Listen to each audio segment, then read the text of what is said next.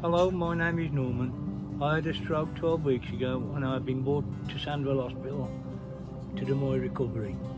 The care has been absolutely fantastic. I couldn't fault it one bit. They look after you and they're 100% behind what they do, and it's been brilliant.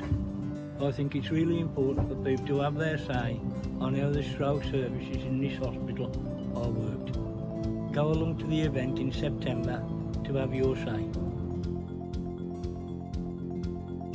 Hi, my name is Claire Finnemore and I'm the Therapy Lead for Stroke Services at SWBH. We are holding this workshop because we'd like to hear your views on our stroke services.